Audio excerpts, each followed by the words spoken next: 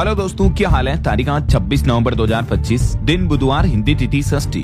और आइए बात करते हैं आज के मुख्य समाचार में देश भर की तमाम बड़ी खबरों पर नजर डालते हैं। देखिए दोस्तों, एक तो आज के दिन हमारे देश में नेशनल कॉन्स्टिट्यूशन डे यानी भारतीय संविधान दिवस के रूप में मनाया जाता है। और आज के दिन ये संविधान दिवस मनाने के पीछे वजह यह है कि 26 नवंबर 1949 को भारतीय संविधान को संविधान सभा के द्वारा अपनाया गया था और 26 जनवरी 1950 को संविधान लागू हुआ था। इसके अलावा भी आज के दिन को हमारे देश में राष्ट्रीय दुग्ध दिवस और नेशनल लॉ डे यानी राष्ट्रीय कानून दिवस के रूप में भी मनाया जाता है 1979 से ही। ओके, और चलिए दोस्तों आगे बढ़ते हैं अपन खबरों में। तो देखिए, पहली खबर तो ये कि राष्ट्रीय संविधान दिवस के मौके पर आज समारोह का आयोजन होगा। राष्ट्रपति द्रौपदी मुर्मू इसकी अध्यक्षता करेगी और इसमें प्रधानमंत्री नरेंद्र मोदी भी शामिल होंगे। दिल्ली के संविधान सदन के सेंट्रल हॉल में आयोजित होगा ये संविधान दिवस समारोह। इस साल इसकी 76वीं वर्षगांठ मनाई जाएगी और इस मौके पर देश भर की पंचायतें भी आज संविधान दिवस मनाएगी। स्थानीय भाषाओं में पढ़ी जाएगी संविधान की प्रस्तावना। पंचायती राज मंत्रालय की तरफ से भी ये नई पहल की जा रही इस बार, है ना। चलिए अगली खबर देखिए। मंत्रोच्चार और जय घोष के बीच राम मंदिर की शिखर पर प्रधानमंत्री नरेंद्र मोदी ने लहराया धर्म ध्वज। आखिरकार आपको पता होगा, बीते दिन अयोध्या में राम मंदिर के शिखर पर ध्वजारोहण का कार्यक्रम पूरा हुआ। प्रधानमंत्री ने खुद अपने हाथों से फहराई ये धर्म ध्वजा और इस मौके पर मोदी भावुक हो गए। उन्होंने कहा कि अब मानसिक गुलामी से मुक्ति का लक्ष्य है। इसने राम को भी काल्पनिक बता दिया। पीएम ने विपक्ष पर तंज कसते हुए कहा कि ये मानसिकता इतनी हावी हो गई कि वर्षों तक भगवान राम को काल्पनिक बताया गया। और इस ध्वजारोहण के कार्यक्रम के दौरान देश के चारों शंकराचार्यों को छोड़कर देश भर के मठों के संत मंदिर परिसर में मौजूद रहे। पीएम मोदी ने साकेत कॉलेज से लेकर राम जन्मभूमि तक अयोध्या में तकरीबन 1.5 किलोमीटर लंबा रोड शो का आयोजन भी किया। बाकी ये भक्तिमय माहौल की तस्वीरें आप देख सकते हैं। राम मंदिर ध्वजारोहण की कुछ अलग अलग फुटेज देखिए। मोदी रामलला के लिए चंवर वस्त्र लेकर पहुंचे। सप्तऋषि मंदिरों में भी पूजा की और रोड शो में पीएम पर पुष्प वर्षा भी की अयोध्या वासियों ने। पूरी अयोध्या राममय हो गई। जैसे ही धर्म ध्वजा कंप्लीट हुई, वहां मौजूद संतों और श्रद्धालुओं ने जय श्री राम के जयकारे लगाए। पीएम मोदी ने आरएसएस प्रमुख मोहन भागवत के साथ मिलकर राम दरबार में पूजा अर्चना भी की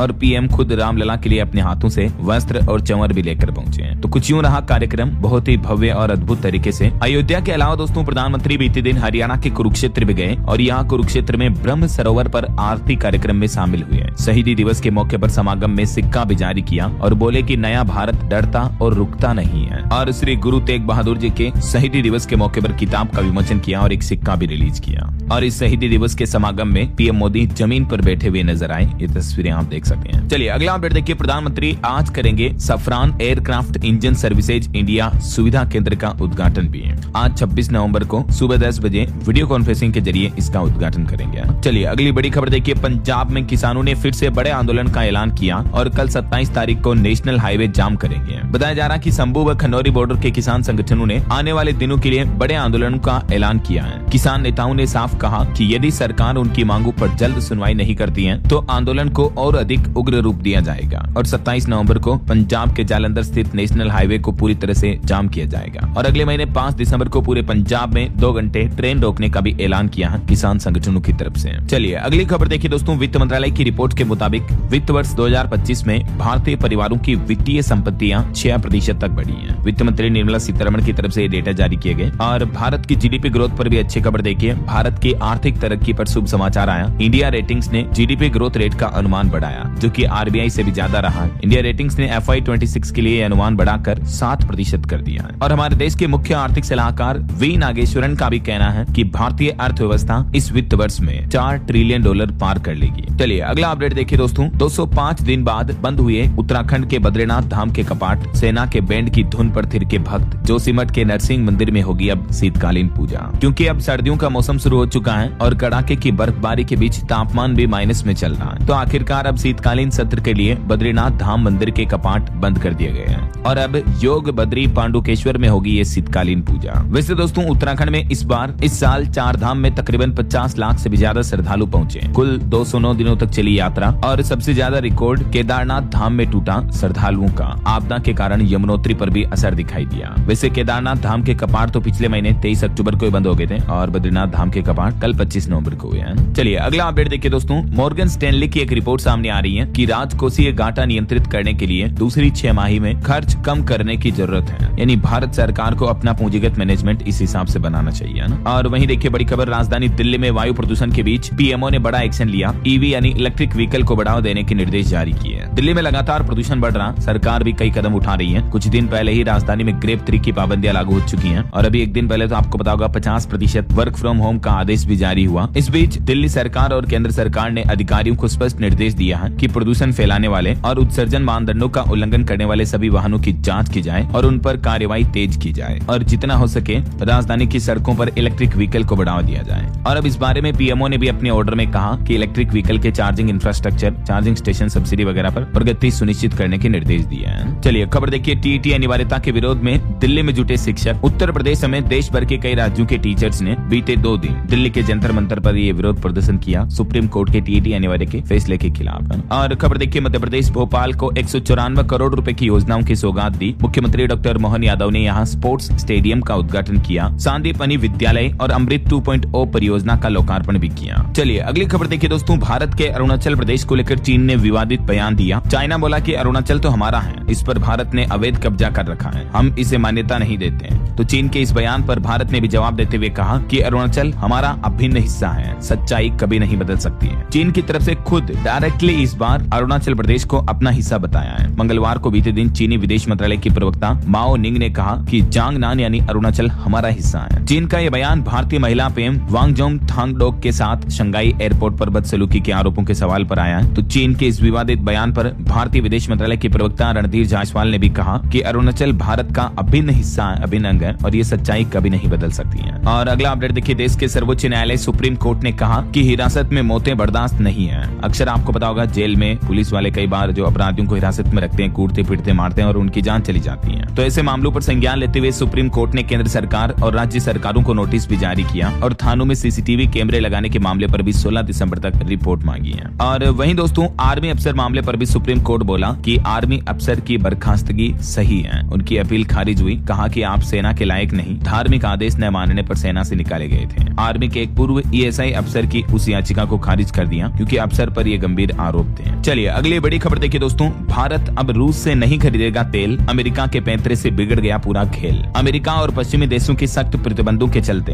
भारत दिसंबर महीने में रूस से तेल की खरीद 3 साल के सबसे निचले स्तर पर कर रहा है। मतलब दोस्तों पिछले 3 सालों से जो भारत रूस से जितना तेल खरीद रहा था तो उस रेशियो के हिसाब से अब सबसे कम तेल खरीदेगा। अगले महीने दिसंबर में 18 लाख की जगह सिर्फ 6 लाख बैरल पर ही क्रूड ऑयल के आयात होने का अनुमान है। अमेरिका और यूरोपियन यूनियन के प्रतिबंधों का ये असर दिख रहा है। और सोना चांदी के भाव पर भी खबर आ रही दोस्तों, सोना 1811 रुपए महंगा होकर 1,25,119 रुपए प्रति 10 ग्राम पहुंच चुका है। चांदी का भाव भी 2670 रुपए चढ़कर 1,56,320 रुपए प्रति किलो पहुंच गया है। इसी साल सोना 48,987 रुपए महंगा हुआ, जबकि चांदी 70,303 रुपए महंगी हुई है। बाकी और भी अलग अलग कैरेट के हिसाब से सोने की कीमतें आप देख ही सकते हैं स्क्रीन पर। और खबर देखिए, दिल्ली हाईकोर्ट ने एक पति पत्नी के मामले पर सुनवाई करते हुए कहा कि पत्नी अपनी प्रेगनेंसी को ढाल नहीं बना सकती है। शुरुआत से ही पति को मानसिक प्रताड़ना दी थी एक पत्नी ने, तो दोनों के तलाक की मंजूरी दे दी। दिल्ली हाईकोर्ट ने केस की सुनवाई करते हुए कहा कि अगर पति प्रेग्नेंट है तो प्रेगनेंसी को पति के खिलाफ हुई क्रूरता के बचाव के लिए ढाल नहीं बनाया जा सकता है। ऐसा कोर्ट ने माना कि पत्नी के व्यवहार से पति ने मानसिक प्रताड़ना झेली और इससे वैवाहिक संबंध भी पूरी तरह से टूट गए हैं। ये एग्जैक्टली आप देख सकते हैं दिल्ली हाईकोर्ट ने इस मामले में क्या बयान दिया है। और वहीं देखिए, हमारे देश के सुप्रीम कोर्ट के पूर्व सीजेआई गवाई बोले कि हिंदू विरोधी होने के आरोप गलत हैं। जूता फेंकने वाले को उसी पल माफ किया, कोर्ट किसी के दबाव में काम नहीं करती है। आखिरकार बिहार जस्टिस गवाई तो अपने पद से रिटायर हो चुके हैं। अब उन्होंने अपने न्यायमूर्ति के रूप में सफर और जस्टिस को लेकर अपने अनुभवों को साझा किया और इनकी जगह जो देश के नए सीजेआई बने तो उन्होंने भी देखिए आप सीजेआई बनने के बाद पहले ही दिन 17 केस सुने और एक सबसे बड़ा फैसला तो ये लिया दोस्तों कि पहले ही दिन ओरल मेसनिंग को बंद कर दिए, यानी अब लिखित अपील होगी, मौखिक कुछ नहीं होगा। उन्होंने कहा कि न्याय रुकना नहीं चाहिए। कार्यभार संभालते ही उन्होंने मामलों की अर्जेंट लिस्टिंग के लिए भी ओरल मौखिक मेसनिंग बंद कर दी है। चलिए अगली बड़ी खबर देखिए दोस्तों, बिहार राज्य में अब छोटी मोटी चोरी ठगी को भी संगठित अपराध माना जाएगा। सम्राट चौधरी के गृह मंत्री बनते ही आखिरकार बिहार राज्य में ये नया नियम लागू हो चुका है। बिहार पुलिसिंग का ये नया फ्रेमवर्क लागू हुआ। अब छोटे मोटे अपराध हो, छोटी मोटी चोरी हो तो भी संगठित अपराध ही माने जाएंगे। चोरी, स्नेचिंग, चेन स्नेचिंग मतलब जेब कतरी, छोटी ठगी, धोखाधड़ी, अवैध टिकट बिक्री, जुआ, सट्टा, पेपर सेल, रैकेट, इन सभी को संगठित अपराध के रूप में माना जाएगा और अपराधियों पर सख्त कार्रवाई होगी ऐसा। और दोस्तों बिहार में नीतीश सरकार की नई गवर्नमेंट बनने के बाद पहली कैबिनेट मीटिंग भी हुई और इसमें पहले ही बैठक में 10 एजेंडों पर मुहर लगी है। बिहार में AI मिशन, चीनी मिल और नए टाउनशिप को लेकर भी फैसला हुआ। ये कुछ पॉइंट्स आप देख सकते हैं कि बिहार की पहली कैबिनेट मीटिंग में किन किन फैसलों को लेकर चर्चा हुई। और कैबिनेट मीटिंग से पहले ही मुख्यमंत्री नीतीश कुमार ने सोशल मीडिया पर एक पोस्ट शेयर की जिसमें उन्होंने लिखा कि अगले 5 साल में 1 करोड़ युवाओं को सरकारी नौकरी मिलेगी। और बिहार में टीचर, शिक्षकों को लेकर भी बड़ा अपडेट आ रहा। 6 लाख शिक्षकों के लिए बड़ी खबर, तय हो गया वरीयता का फॉर्मूला। अब शिक्षकों को वरीयता उनकी सेवा अवधि के आधार पर निर्धारित की जाएगी। इससे शिक्षकों के प्रमोशन और अन्य लाभों में मदद मिलेगी। शिक्षा विभाग की तरफ से इस बारे में अधिसूचना भी जारी कर दी है। और वहीं दोस्तों बिहार में शिक्षकों के ट्रांसफर का भी अगला चरण शुरू हो चुका है। ऑनलाइन होगी पूरी प्रोसेस, तो BPSC के पोर्टल पर आपको देखने को मिल जाएगी। चलिए अगली बड़ी चौंकाने वाली रिपोर्ट देखिए। यूपी बिहार के 77,000 डिलीवरी मामलों पर एक अमेरिकी रिपोर्ट सामने आ रही है जिसमें बताया गया कि प्राइवेट अस्पतालों में प्रति 1000 नवजात बच्चों में से 51 नवजात बच्चों की मौत हो जाती है, जबकि सरकारी आंकड़ा सिर्फ 32 का ही है। जी हाँ, देखिए दोस्तों जरा ये चौंकाने वाली रिपोर्ट अमेरिका के research institute for compassionate economics RICI की तरफ से जारी की गई और इसमें खुलासा हुआ कि भारत के यूपी बिहार इन राज्यों के ग्रामीण इलाकों में प्राइवेट अस्पतालों में जन्म लेने वाले नवजात बच्चों की मौत का खतरा सरकारी अस्पतालों की तुलना में भी 60% ज्यादा है। ये वाकई में हैरानी की बात है कि यूपी बिहार में प्राइवेट हॉस्पिटलों में इतनी घटिया सर्विस है या इस हद तक मृत्यु दर है नवजात बच्चों की। अब क्या कहना चाहोगे दोस्तों आप इन आंकड़ों पर? आपकी राय विचार कमेंट करके बताएगा जरूर। और बाकी सरकारों को भी इन रिपोर्ट्स के बाद संज्ञान लेना चाहिए और प्राइवेट अस्पतालों की स्थितियों को जांचा परखा जाना चाहिए, है ना। चलिए अगली खबर देखिए दोस्तों। राजस्थान के चित्तौड़गढ़ में श्री सांवलिया सेठ के भंडार ने तो इस बार सारे रिकॉर्ड ही तोड़ दिए। 4 राउंड में ही निकले 36 करोड़ रुपए और गिनती अभी भी जारी है। मेवाड़ के कृष्ण धाम श्री सांवलिया सेठ जी के मंदिर की ये दान पेटी की गिनती जारी है। तभी तो कहते हैं सेठा में सेठ मारो सांवरियो सेठ। वाह वाह वाह वाह। यहाँ 300 साल पहले ये सांवरिया सेठ जी की मूर्ति मिली थी। मंदिर की कुछ हिस्टोरिकल बातें आप देख सकते हैं। और चलिए अगली खबर देखिए। उत्तराखंड के मुख्यमंत्री पुष्कर सिंह धामी बोले कि राहुल और अखिलेश को अच्छे संस्कार सिखाने चाहिए थे।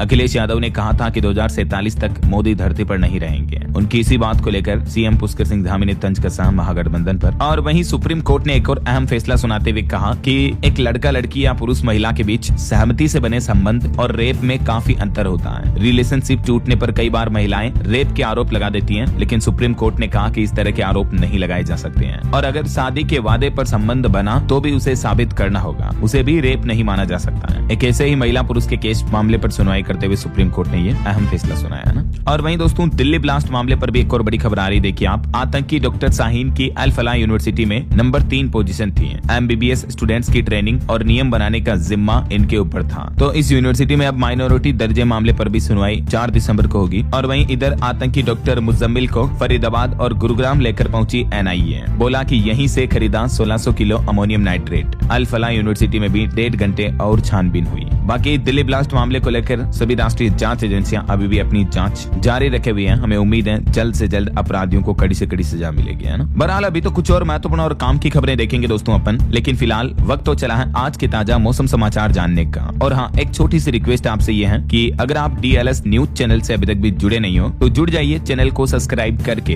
बेल आइकन जरूर दबा दीजिएगा ताकि आपको रोजाना की ताजा खबरें, महत्वपूर्ण मुख्य समाचार, काम के न्यूज अपडेट सबसे पहले आपके मोबाइल पर मिलते रहेंगे। ओके, और चलिए बिना टाइम वेस्ट किए सीधा आगे बढ़ते हैं मौसम अपडेट में। तो देखिए दोस्तों, एक तो मौसम विभाग की तरफ से चक्रवाती तूफान की चेतावनी जारी की है। IMD ने 4 राज्यों में भारी बारिश का अलर्ट भी जारी किया है। भारतीय मौसम विज्ञान विभाग का कहना है कि आने वाले 2-3 दिन के अंदर अंदर दक्षिण भारत के कुछ राज्यों में मौसम बिगड़ सकता है। 4 राज्यों में बहुत भारी बारिश का अलर्ट रहेगा। साइक्लोनिक सिस्टम के प्रभाव के चलते तमिलनाडु, केरल, लक्षद्वीप और अंडमान निकोबार द्वीप समूह में और तटीय आंध्र प्रदेश में अगले 5 दिनों तक भारी से बहुत भारी बारिश देखने को मिल सकती है। 26-27 से लेकर 29-30 नवंबर तक भारी बारिश की चेतावनी जारी की है। 29 नवंबर तक तमिलनाडु में भी बारिश की चेतावनी है। बाकी राजस्थान, मध्य प्रदेश के 16 शहरों का तापमान 10 डिग्री से भी नीचे चल रहा। देखिए राजस्थान में भी कुछ जिलों में बारिश का अलर्ट जारी हुआ। मौसम विभाग का कहना है कि सर्दी बढ़ेगी। कई जिलों में धुंध छाई। दिन के तापमान में 2 डिग्री तक की गिरावट देखने को मिली है। लेकिन मौसम विज्ञान केंद्र जयपुर के मुताबिक राजस्थान में भी अगले 2 दिन इसी तरह का मौसम बना रहने का अनुमान जताया है। और 27 नवंबर को एक हल्के पश्चिमी विक्षोभ के सक्रिय होने के चलते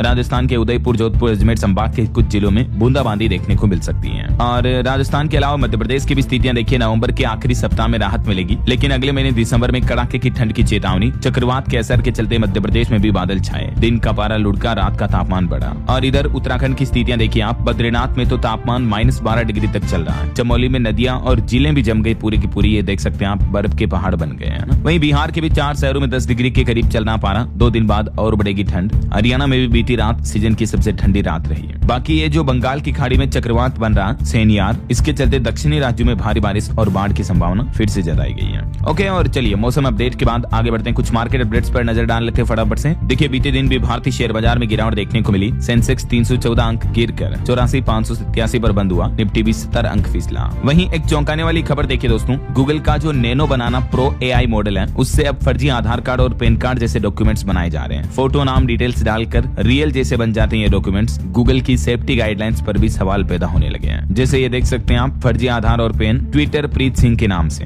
और वहीं दोस्तों क्रिप्टो मार्केट पर बड़ी खबर आ रही है कि एक बिटकॉइन पर 20 लाख रुपए का नुकसान हुआ। क्रिप्टो करेंसी में बड़ी गिरावट के चलते निवेशकों को काफी बड़ा झटका लगा है। चलिए आगे बढ़ते हैं खबरों में। देखिए पश्चिम बंगाल में चुनाव आयोग के SIR के अभियान का विरोध करते हुए मुख्यमंत्री ममता बनर्जी ने विरोध प्रदर्शन रैली निकाली। ममता बोले कि चुनाव आयोग अब बीजेपी आयोग बन गया है। उन्होंने कहा कि ये निष्पक्ष संस्था नहीं है। 10 TMC सांसद 28 नवंबर को इलेक्शन कमीशन से भी मिलेंगे। इधर तमिलनाडु में भी SIR के खिलाफ सुप्रीम कोर्ट में 6ठी याचिका दायर की गई। तो अब चुनाव आयोग को नोटिस भी भेजा सुप्रीम कोर्ट ने। इससे पहले बंगाल और केरल सरकार ने भी SIR को चुनौती दी थी। तो कोर्ट इस मामले पर अगली सुनवाई 2 दिसंबर को करेगा। अभी देश भर के 12 राज्यों और केंद्र शासित प्रदेश में आपको पता होगा SIR अभियान चल रहा चुनाव आयोग का। और यूपी में एक और मामला देखने को मिला। देखिए SIR ड्यूटी में लगे टीचर ने जहर खाकर खुद की जान दे दी। वर्किंग प्रेशर, काम के दबाव का लोड काफी ज्यादा देखने को मिल रहा BLO पर। पश्चिम बंगाल में भी SIR प्रक्रिया पर विवाद बढ़ा। BLO ने भी अपना प्रदर्शन तेज किया। राज्यपाल भी बोले कि हिंसा भड़काने की अनुमति हम नहीं दे सकते हैं। तो ये कुछ SIR अभियान के अपडेट रहे। और अगली खबर देखिए आप, कर्नाटक राज्य में मुख्यमंत्री बदलने की अटकलें तेज हो रही है। शिव कुमार बोले कि ये सीक्रेट डील है। मुख्यमंत्री सिद्धारमैया ने कहा कि हाईकमान अंतिम फैसला ले। खड़गे बोले कि सार्वजनिक चर्चा नहीं करेंगे। और देखिए दोस्तों, एक बड़ी सड़क दुर्घटना हो गई। नेशनल हाईवे पर बड़ा हादसा हो गया, 6 लोगों की मौत हो गई। बिहार के शेखपुरा में एक CNG ऑटो और ट्रक के आमने सामने से टक्कर हो गई। इस घटना में 6 लोगों की जान चली गई, जबकि 9 लोग गंभीर रूप से घायल हैं। चलिए आगे बढ़ते हैं खबरों में। देखिए आप कुछ इंटरनेशनल न्यूज अपडेट। पाकिस्तान के खैबर पख्तूनख्वा में पाकिस्तानी सुरक्षा बलों ने चलाया ऑपरेशन। TTP के 22 लोगों को जान से मारा। और पाकिस्तान ने एक बार फिर से अफगानिस्तान पर भी हमला किया, हवाई अटैक किया, जिसमें बताया जा रहा है कि 9 बच्चों समेत 10 लोगों की जान जा चुकी है। बीती आधी रात पाकिस्तान ने अफगानिस्तान में 3 एयर स्ट्राइक किए, जिसमें 9 बच्चे और एक महिला की जान चली गई। तालिबान बोला कि इसका भी सही समय पर मुंहतोड़ जवाब देंगे। और वहीं दोस्तों इथियोपिया में जो 12,000 साल बाद ज्वालामुखी फटा था, इसकी राख का गुब्बार 15 किलोमीटर ऊंचा उठा और 4,000 किलोमीटर दूर दिल्ली तक भी इसकी राख पहुंच चुकी है। इस घटना के बाद एयर इंडिया ने भी अपनी 11 उड़ानें रद्द की। बताया जा रहा है कि यहाँ एक भूकंप आया और इस वजह से ज्वालामुखी में दरार पड़ी। यही वजह है कि फट पड़ा हजारों साल पुराना ये ज्वालामुखी। 1 लाख परमाणु बमों जैसी आग निकली। सोते सोते कई इंसान कंकाल बन गए। वहीं रूस यूक्रेन जंग को लेकर भी अमेरिकी अधिकारी ने दावा किया कि यूक्रेन शांति प्रस्ताव पर राजी हुआ, सिर्फ छोटे मुद्दे सुलझाना बाकी है। और जेलेंस्की को 27 नवंबर का अल्टीमेटम मिला था। तो अब अमेरिका का ये बयान सामने आ रहा। वहीं देखिए दोस्तों, कनाडा में खालिस्तानी आतंकियों ने भारत के तिरंगे का अपमान किया। भारतीय PM को मारो के नारे भी लगाए। कई बच्चे और प्रेग्नेंट महिलाएं भी इस विरोध प्रदर्शन में शामिल हुई। और भारत बड़े ट्रेड मोर्चे पर सक्रिय हुआ। EU से लेकर इजराइल तक नई वार्तालापों की शुरुआत हुई। निर्यातकों को जल्द ही नई राहत भी मिलेगी। दुनिया भर के देशों के साथ मुक्त व्यापार समझौते को लेकर भारत का ये प्लान चल रहा। देखिए इंडिया EU यानी भारतीय और यूरोपियन यूनियन के बीच FTA को लेकर 27 जनवरी को शिखर सम्मेलन का आयोजन होगा, जिसमें रक्षा समझौते और रणनीतिक एजेंडे पर मंथन की भी तैयारी की जा रही है। नई दिल्ली में होगा ये भारत और यूरोपीय संघ के बीच सम्मेलन, है ना।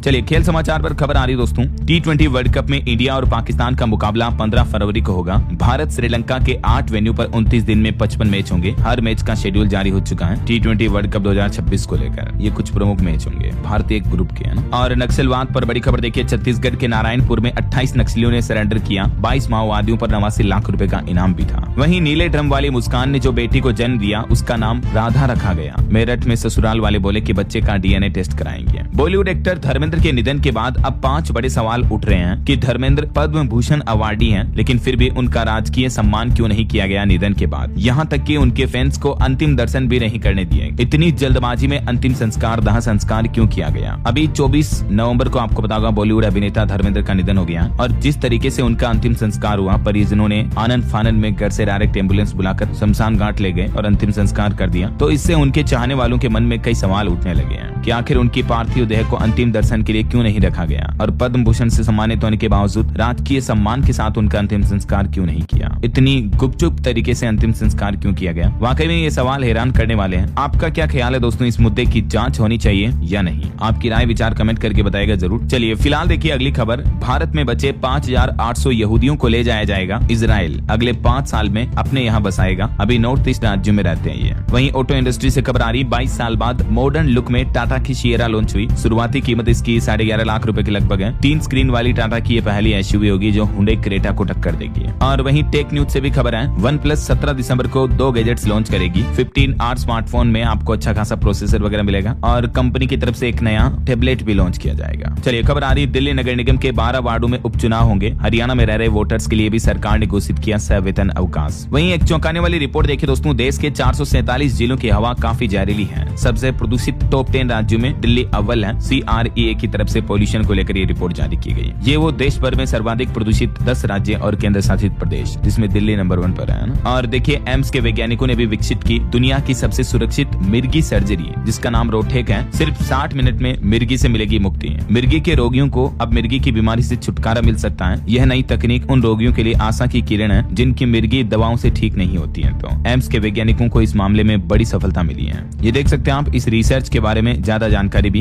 वैसे डेटा के मुताबिक दोस्तों हमारे देश भर में 1 करोड़ से भी ज्यादा मिर्गी के रोगी हैं, जिन्हें इस तरह के स्ट्रोक, झटके वगैरह आते हैं। और ज्यादातर मरीज मेडिसिन यानी दवाओं से ठीक हो जाते हैं, लेकिन कई लोग दवाओं से ठीक नहीं होते हैं। तो उनके लिए ये स्पेशल सर्जरी तकनीक विकसित की है एम्स के वैज्ञानिकों ने, रोटेक सर्जरी तकनीक, जो कि मिर्गी रोगियों के लिए बड़ी अच्छी खुशखबरी है ना। और आपकी हेल्थ को लेकर एक और अच्छी खबर आ रही है। NIT के वैज्ञानिकों ने खोजा कोलन कैंसर का देसी इलाज। इस औषधि में मिले कैंसर खत्म करने वाले गुण भी। जी हाँ, NIT यानी नेशनल इंस्टीट्यूट ऑफ टेक्नोलॉजी के शोधकर्ताओं ने एक नेचुरल कंपाउंड की पहचान की है, जो कि हमारे शरीर में कोलन कैंसर की कोशिकाओं को कम करने और इसके इलाज में विशेष भूमिका निभा सकता है। और ये औषधि है लॉन्ग पेपर, जिसे पिप्पली भी कहते हैं। इसमें इस तरह के गुण पाए गए हैं जो कि कोलन कैंसर के सेल्स को मार सकता है और इस पर रोक लगा सकता है। और एक चौंकाने वाली रिपोर्ट ये सामने आ रही है कि सिगरेट नहीं भी पीते हैं तो भी सांस पर अटैक हो सकता है। बढ़ते COPD के मामलों को लेकर विशेषज्ञों ने चेताया कि पहले COPD को अक्सर धूम्रपान से जुड़ी बीमारी मान लिया जाता था, लेकिन कई अध्ययन बताते हैं कि भारत में 40 से 45% COPD के मरीजों में धूम्रपान की कोई मेडिकल हिस्ट्री भी नहीं है। फिर भी उन्हें सांस से संबंधित दिक्कत हो सकती है, अस्थमा और COPD की समस्या देखने को मिलती है। तो हालिया नई रिसर्च में ये पता चला है। ओके, और चलिए आगे बढ़ते हैं अपन खबरों में। देखिए आप, यूपी प्रयागराज में ड्राइविंग लाइसेंस प्रक्रिया के सत्यापन के कार्य 5 दिन नहीं होंगे। 26 से 30 नवंबर तक प्रभावित रहेगा काम। और मध्य प्रदेश में चीतों को नया ठिकाना मिलने जा रहा। रानी दुर्गावती टाइगर रिजर्व बनेगा देश का तीसरा चीता हब। 2026 में यहाँ भी अफ्रीका से चीते लाए जाएंगे। और टेक न्यूज से खबर आ रही, Gmail नोटिफिकेशन में बड़ा बदलाव हुआ। अब एंड्रॉइड पर इस तरह से दिखेगा ईमेल का प्रीव्यू। ये देख सकते हैं आप, एंड्रॉइड में अब आपको कुछ यूं आएगा Gmail का नोटिफिकेशन, जिसमें आप शॉर्ट में ईमेल वगैरह भी देख पाएंगे, है ना। चलिए खबर देखिए, उत्तर प्रदेश में भी दिल्ली के जैसे ही बनेंगे डिटेंशन सेंटर। बांग्लादेशी और रोहिंग्या के साथ अफ्रीकी भी संदेह के दायरे में लिए जाएंगे। वहीं खबर आ रही, AI बबल से दुनिया घबराई, भारत बना सुरक्षित ठिकाना। CLSA की रिपोर्ट में सामने आया 2026 में भारत में विदेशी निवेशकों की वापसी होने जा रही है। और मार्केट रेगुलेटर सेबी का डबल झटका, डबल सुरक्षा। अब बाहरी बिजनेस भी चलाएंगे DTS, लेकिन रिकवरी फंड के नियम और भी सख्त कर दिए हैं। सेबी ने निवेशकों के पैसों को ज्यादा सिक्योर करने और फाइनेंशियल सर्विस को मजबूत करने के लिए ये नया प्लान, नए नियम, नए आदेश जारी किए हैं। और वहीं देखिए किसान भाई लोगों के लिए अपडेट, खुशखबरी है। सिंचाई के लिए बिजली बिल पर सरकार देगी 90% तक सब्सिडी और धान पर भी बोनस मिलेगा। जी हाँ, मध्य प्रदेश के मुख्यमंत्री डॉक्टर मोहन यादव ने बताया कि इस नई योजना के तहत किसानों को केवल बिजली बिल का 10% ही भुगतान करना होगा, जबकि 90% राशि खुद सरकार वहन करेगी। और किसानों को बोनस वगैरह भी दिए जाएंगे। 2600 रुपए प्रति क्विंटल की दर से गेहूं खरीदने को लेकर MP के CM मध्य प्रदेश के मुख्यमंत्री ने ये कुछ बड़ी घोषणाएं की हैं। और वहीं देखिए माइनिंग को लेकर सरकार का कहना है कि महत्वपूर्ण खनिजों की रिसाइकलिंग के लिए प्रोत्साहन योजना लाई जाएगी। 1500 करोड़ की प्रोत्साहन योजना के लिए कई कंपनियां भी आगे आई हैं। और खबर है 50% आरक्षण की सीमा टूटी, सुप्रीम कोर्ट ने एक अहम टिप्पणी की। महाराष्ट्र के 57 निकायों के चुनावी नतीजे फैसले से बंधे होंगे। अब इस मामले पर अगली सुनवाई 12 दिसंबर को दोपहर 12 बजे होगी। और इकरा की एक रिपोर्ट देखिए दोस्तों, भारतीय उद्योग जगत की आय तीसरी तिमाही में 8 से 10% तक बढ़ने का अनुमान जताया है। वहीं एक रिपोर्ट सामने आ रही है कि नए श्रम कानून से हमारे देश में बेरोजगारी दर घटेगी। 77 लाख नई नौकरियां,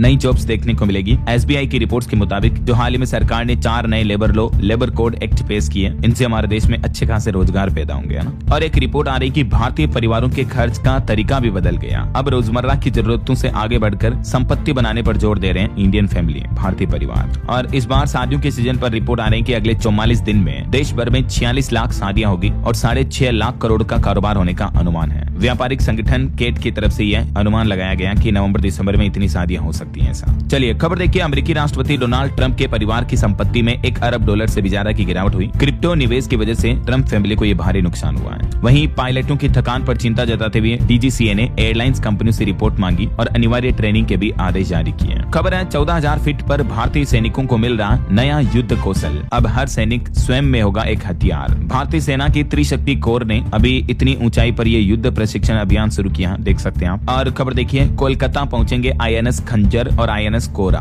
आम लोग भी कर सकेंगे समुद्री ताकत का एहसास। पश्चिम बंगाल की राजधानी कोलकाता आने वाले ये नेवी सप्ताह और नेवी डे के मौके पर यहाँ लंगर डालेंगे। और रिसर्च यानी शोध को लेकर भी एक खबर आ रही है कि अब केवल कागजी नहीं होंगे रिसर्च, बल्कि परिणाम लाने तक का प्लान तैयार होगा। भारत को विकसित बनाने में मिलेगी मदद। भारत में अब रिसर्च पर जोर दिया जाएगा। ऐसा वही देखिए, देश के रक्षा मंत्री राजनाथ सिंह बोले कि अब भारत खरीदार नहीं बल्कि तकनीक का निर्माता और निर्यात करता भी है। रक्षा मंत्री बोले कि देश में स्वदेशीकरण आंदोलन चल रहा है। असम राज्य की विधानसभा का शीतकालीन सत्र शुरू हो चुका है। दिल्ली हत्याकांड की रिपोर्ट और 18 अहम बिल पेश किए जाएंगे। और वही देखिए, पार्लियामेंट में इस बार शीतकालीन सत्र यानी विंटर सेशन में विपक्ष से टकराव न हो, इसके लिए सरकार ने 30 नवंबर को सर्वदलीय बैठक का प्रस्ताव भी रखा है। और खबर आ रही कि चीन पर नकेल कसने की तैयारी, स्टील आयात पर भारी शुल्क लगाने की तैयारी में है भारत सरकार। वहीं देखिए, 10 साल बाद राजधानी दिल्ली में बदलेंगे सर्कल रेट। पहली बार होगी A+ कैटेगरी। फार्म हाउस से लेकर फ्लैट तक की कीमतों पर जबरदस्त असर देखने को मिलेगा। A कैटेगरी के इलाके सबसे महंगे होते हैं, तो दिल्ली में नए सर्कल रेट्स के बाद प्रॉपर्टी वगैरह और महंगी हुई है ना। ये देख सकते हैं आवासीय भूमि के लिए अब सर्कल रेट क्या होंगे और वाणिज्यिक भूमि के लिए सर्कल रेट क्या तय किए गए। इसी तरह से फ्लैटों वगैरह के लिए राजधानी में सर्कल रेट की रेट लिस्ट में ये कुछ प्रमुख बदलाव हुए हैं। वहीं खबर है, भारत को यूरेनियम भी देगा कनाडा। जल्द ही दोनों देशों के बीच बड़ी डील होने का ऐलान किया जा सकता है। और असम सरकार ने पेश किया बहुविवाह पर प्रतिबंध लगाने वाला विधेयक भी। और बंगाल की खाड़ी में मिसाइल परीक्षण की संभावना है। भारत ने 6 से 8 दिसंबर के बीच जारी किया नोटिस। दिल्ली NCR के लोग शनिवार से ही कर सकेंगे हॉट एयर बैलून की सवारी भी। राजधानी में ये नई एडवेंचर एक्टिविटी शुरू होने जा रही है। और आपको एक सावधान करने वाली खबर बताता हूँ। देखिए, आप म्यांमार और थाईलैंड में नौकरी के नाम पर झांसा देकर भारतीय लोगों को फंसाया जा रहा। एक अंतर्राष्ट्रीय साइबर गिरोह का भंडाफोड़ हुआ। वडोदरा से एक महिला को गिरफ्तार भी किया गया। तो ऐसे उचक्के बदमाशों के झांसे में ना आए दोस्तों, और सावधान रहें, हमेशा सतर्क रहें। चलिए अगली खबर देखिए, एंटीबायोटिक का ज्यादा इस्तेमाल खतरनाक हो सकता है। WHO पशु पक्षियों को लेकर भी जागरूक कर रहा है। एंटीबायोटिक्स दवाओं का ज्यादा इस्तेमाल मानव स्वास्थ्य के लिए तो हानिकारक है ही, अन्य जीव जंतुओं के लिए भी काफी हानिकारक है। ऐसा वहीं उत्तर प्रदेश में श्री कृष्ण जन्मभूमि शाही ईदगाह मस्जिद विवाद मामले पर भी हिंदू पक्ष की याचिका पर अब 1 दिसंबर को सुनवाई करेगा सुप्रीम कोर्ट। और खबर है 26 नवंबर को बिहार में पूरे प्रदेश में कांग्रेस संविधान बचाओ कार्यक्रम का आयोजन करेगा। लोकतंत्र और संवैधानिक मूल्यों की रक्षा करना इसका उद्देश्य है, ये कहना है कांग्रेस का। और खबर देखिए दोस्तों, जनगणना को लेकर झारखंड सरकार ने बड़ा फैसला लिया है। राज्य में प्रशासनिक क्षेत्राधिकार की सीमाओं में कोई परिवर्तन नहीं होगा, नोटिफिकेशन जारी हुआ। और सहारा इंडिया के निवेशकों से जुड़ा एक अपडेट आ रहा कि ईडी ने शुरू की सहारा इंडिया की संपत्तियों की तलाश। 1538 करोड़ की प्रॉपर्टी पहले ही जब्त की जा चुकी है और अब अन्य प्रॉपर्टी संपत्तियों की भी तलाश जारी है। खबर देखिए, दिल्ली हाईकोर्ट ने अहम फैसला सुनाया। अपराध की आय के रूप में ईडी कुर्क कर सकती है अवैध सट्टेबाजी से अर्जित संपत्ति भी है। दिल्ली उच्च न्यायालय की तरफ से ये महत्वपूर्ण फैसला मनी लॉन्ड्रिंग मामले को लेकर। वहीं खबर है, उत्तर प्रदेश में 2500 प्रगतिशील किसानों को मिलेगा गैप सर्टिफिकेशन ट्रेनिंग। उत्पादों की फूड सेफ्टी और हाइजीन पर रहा जाएगा फोकस। और देखिए, यूपी काशी में पहुंचेंगे 18 देशों के अनुयायी। स्वर वेद में विहंगम योग के साथ पूजा होगी। विश्व शांति की कामना की जाएगी। महामंत्र भी गूंजेंगे। कल से यह विशेष कार्यक्रम चल रहा है। और वहीं खबर देखिए, केरल हाईकोर्ट ने एक अहम फैसला सुनाते हुए कहा कि पत्नी भले ही कमाई में सक्षम है, लेकिन फिर भी भरण पोषण की हकदार होगी। हाईकोर्ट ने कहा कि कमाई करने की क्षमता होना और वास्तव में पर्याप्त कमाई करना दोनों में बहुत फर्क है। और एक पति पत्नी के तलाक मामले को लेकर हाईकोर्ट ने भरण पोषण गुजारा भत्ता पत्नी को दिए जाने का आदेश दिया पति के द्वारा। जबकि पति ने यह दलील ली थी, जैसे मान लीजिए कोई पढ़ा लिखा इंसान है तो वो पैसे कमा सकता है, तो इसका मतलब ये नहीं कि वो कमा रहा है। तो हाईकोर्ट का कहना है कि कमा सकने में और वास्तविक कमा रहा है, इसमें दोनों में बहुत फर्क होता है। ऐसा चलिए खबर देखिए, राजस्थान के स्कूल में तैयार होंगे इंसान जैसे रोबोट। अजमेर मेयो कॉलेज में बनी 7 करोड़ की AI लैब। वहीं मध्य प्रदेश के मुख्यमंत्री मोहन यादव कैबिनेट बैठक में महत्वपूर्ण निर्णय लिया गया। शहीद के भाई को अब सब इंस्पेक्टर बनाएंगे। नप्पा अध्यक्ष का सीधे जनता से चुनाव कराने का विधेयक भी मंजूर हुआ। और भी MP कैबिनेट में ये कुछ प्रस्ताव मंजूर हुए। मोहन यादव की अध्यक्षता में ये महत्वपूर्ण फैसले लिए गए। वहीं खबर है, झारखंड में तेजी से बदल रहा मौसम का मिजाज। पश्चिमी विक्षोभ का प्रभाव दिखेगा। कई जिलों में तापमान 10 डिग्री से नीचे पहुंचा। कोहरे की वजह से हवाई यात्रा पर भी असर देखने को मिल सकता है। और एजुकेशन पर खबर आ रही दोस्तों, पंजाब नेशनल बैंक में जो LBO की भर्ती निकली हुई है ना, तो उसमें लास्ट डेट बढ़ चुकी है। अब 1 दिसंबर तक आवेदन किए जा सकेंगे। ओके, और चलिए अंत में आज के राशिफल पर नजर डाल लेते हैं। देखिए, मेष राशि के लोगों को बड़े बुजुर्गों की सलाह से लाभ हो सकता है। कन्या राशि के लोगों को कोई भी पारिवारिक समस्या हल करने की शक्ति मिलेगी। और भी कुछ अलग अलग राशियों का राशिफल आप देख सकते हैं स्क्रीन पर। एक्चुअली डेली में बोलता हूँ, लेकिन एडिटर इसको लगाता ही नहीं है, तो आज लगा ही दिया मैंने खुद ही। तो देख लीजिएगा आप, और बाकी इस वीडियो को लाइक और शेयर करना। और हाँ दोस्तों, आप मुझे कमेंट करके बताइए कि आप कौन से राज्य में रहते हैं, कौन से राज्य के कौन से जिले से ये वीडियो देख रहे हैं, कमेंट में बताएगा जरूर, है ना। DLS न्यूज चैनल को सब्सक्राइब करके बेल आइकन जरूर दबा देना, रोजाना ऐसी इन्फॉर्मेटिव जानकारी, महत्वपूर्ण समाचार देखते रहने के लिए। ओके, ख्याल रखिएगा अपने आप का, अपने परिवार का। मिलेंगे अगले नेक्स्ट अपडेट में, तब तक के लिए जय हिंद, जय भारत, वंदे मातरम।